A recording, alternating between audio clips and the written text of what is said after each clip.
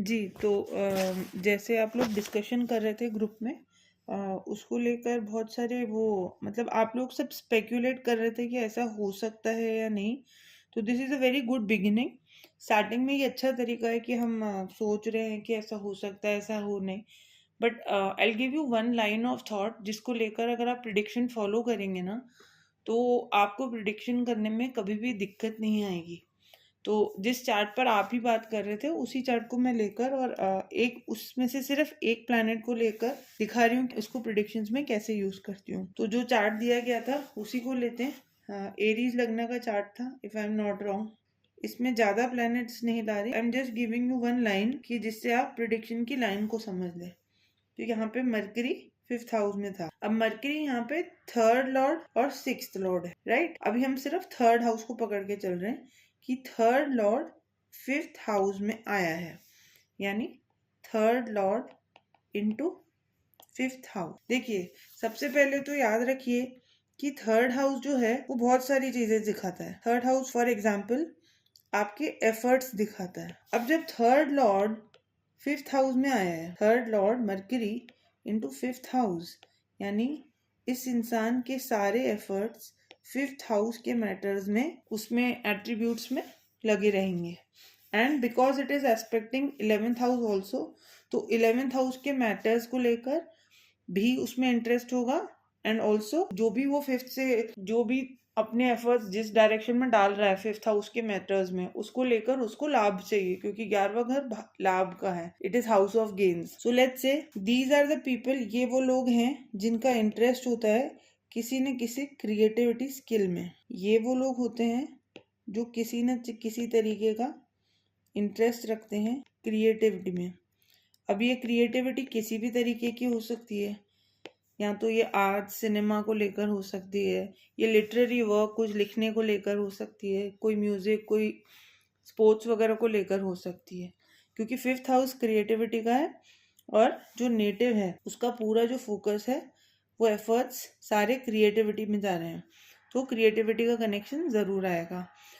ये देखिएगा, क्योंकि 5th हाउस ऑल्सो लव, तो आप देखेंगे ये जो ऐसे लोग होते हैं जो बहुत थॉटफुली और क्रिएटिवली प्रपोज करते हैं, तो उनका भी यही कॉम्बिनेशन हो सकता है। May be 3rd Lord making connection with 5th और mercury making connection with 5th, क्योंकि प्रपोज करने के लिए जब क्रिएटिविटी चाहिए, because 5th house is also love, तो एफर्ट्स लेकर वो क्रिएटिवली प्रपोज करते हैं। तो that is also this connection. दूसरा, 3rd हाउस कॉरेस्पॉन्डेंस एजुकेशन को शो करती है, और 5th हाउस क्योंकि ऑलरेडी आपकी हायर एजुकेशन का है, तो ये जरूर वो लोग होते हैं जो अपनी आगे की एजुकेशन कॉरेस्पॉन्डेंस से करते हैं।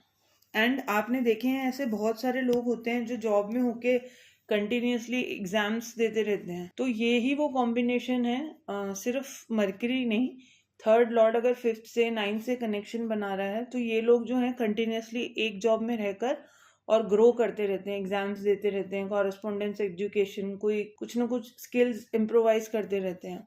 And it is good for them, because 5th और 9th हाउसेज अच्छे हैं, और अगर 5th हाउस में बैठे हैं 3rd लॉर्ड, तो ultimately it is going to aspect 11th house, which is the house of completion of desires. तो ये उनके लिए अच्छा भी रहता है। ओके, नेक्स्ट हम देखते हैं 5th house is your name, your rashi also. तो desire to change name, desire to change name होगा। यहाँ ये इनके पास 2 नाम होंगे जनरली, इनके आप देखेंगे 2-3 नाम होते हैं जिन लोगों के, ये वो लोग होते हैं। या ये मल्टीपल ईमेल्स चलाते हैं, मल्टीपल नाम की फेक ईमेल्स। तो ये वो कॉम्बिनेशंस हैं जो ये काम करते हैं, ठीक है। दूसरा, एक और इनका इम्पोर्टेंट ट्रेट रहेगा कि इनकी हॉरोस्कोप में कुछ ना कुछ कंफ्यूजन जरूर रहेगा। एज इन कुछ ना कुछ, अगर ये सॉफ्टवेयर में डालेंगे तो 2 अलग सॉफ्टवेयर से कुछ रिजल्ट डिफरेंट आएगा। मे बी प्लैनेट का पता या कुछ ना कुछ चेंज रहेगा। Why? Because 3rd house is change and 5th house is your horoscope, तो the change is meeting it.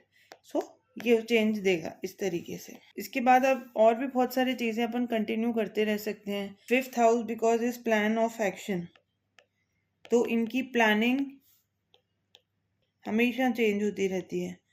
Planning keeps changing. ये वो लोग होते हैं जो आज कुछ बोल रहे हैं फिर कल किसी और चीज को प्लान लेकर करते हैं, मतलब they are easily get influence, तो इनके प्लान्स जल्दी जल्दी बदलते रहते हैं। तो आपने देखा, आप मैंने एक सिंपल चीज़ को लेकर थर्ड हाउस चेंजेस दिखाता है, तो फिफ्थ में आया तो किस तरीके के मैनिफेस्ट करेगा। ऐसे ही थर्ड हाउस एफर्ट्स दिखाता है, तो जब वो फिफ्थ से मिल रहा है तो किस चीज़ को लेकर आप एफर्ट्स कर रहे हैं। तो सिंपल लाइन ऑफ प्रिडिक्शन रखना है, उसको बहुत ज़्यादा कॉम्प्लिकेट नहीं करना है। Just understand the bhava and जहाँ पर वो जा रहा है उसको उस पकड़ के। तो थर्ड हाउस और चेंजेस भी दिखाता है। Fifth house is your progeny also. हो सकता है after the child they change their place, so that is also important. Or for child only, they have to take efforts for having a child. That will depend upon the dignity of the planet जो यहाँ बैठा है।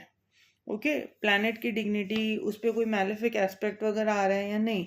तो basically what I am doing is कि मैंने एक भाव को पकड़ा, उसके कैरेक्टरिस्टिक्स समझे, और जब वो भावा लॉर्ड किसी दूसरे हाउस में जा रहा है तो उसके कैरेक्टरिस्टिक्स के साथ हम उसको मिक्स कर रहे हैं। We are just amalgamating the characters of one bhava lord with the another. That is how the bhava phala has to come to play. तो यही काम करना है, प्लैनेट को समझना है, भाव को समझना है, और फिर जहाँ वो जा रहा है, जहाँ वो एस्पेक्ट कर रहा है, उसको लेकर लाइन ऑफ प्रिडिक्शन रखना है। तो बहुत ज़्यादा this will give an orderliness in your prediction. तो हम स्पेक्यूलेट नहीं करेंगे प्रिडिक्शन में कि ऐसा हो सकता है या ऐसा हो सकता है। अगर मुझे भाव के बारे में पता है कि वो भाव क्या दिखा रहा है, जैसे यहाँ थर्ड था तो थर्ड हाउस चेंज दिखाता है, थर्ड हाउस एफर्ट्स दिखाता है, ये जहाँ जाएगा वहाँ पर उसको रिजल्ट्स देने हैं। यहाँ मरकरी था तो मरकरी के अपने गुण भी हैं, तो उसको लेकर भी देन आपको बहुत सारे बताएं। एक पॉइंट और यहाँ पर हम इंक्लूड कर सकते हैं कि फिफ्थ हाउस ग्रैंडफादर दिखाता है, तो ग्रैंडफादर ने चेंज किया होगा अपना ओरिजिनल प्लेस, यानी जो एंसेस्ट्रल प्लेस था वहाँ से ग्रैंडफादर कहीं मूव करे होंगे। अब ये सारे सिंपल प्रिडिक्शंस है, आप लगा के देखिए, and I have made them with utmost simplicity. I have not use, मैंने कोई बहुत हार्डकोर चीज़ें नहीं यूज़ की, सिंपल भाव को उठाया, वो लॉर्ड कहाँ जाके बैठ रहा है और वो किसको एस्पेक्ट कर रहा है, तो उसी लाइन ऑफ एक्शन को आप फॉलो करते रहिए अपने प्रिडिक्शंस में। That is why always concentrate कि बेसिक्स को पढ़िए, कितना भी टाइम हो बेसिक्स को मत छोड़िए, and that is how you will refine in your predictions.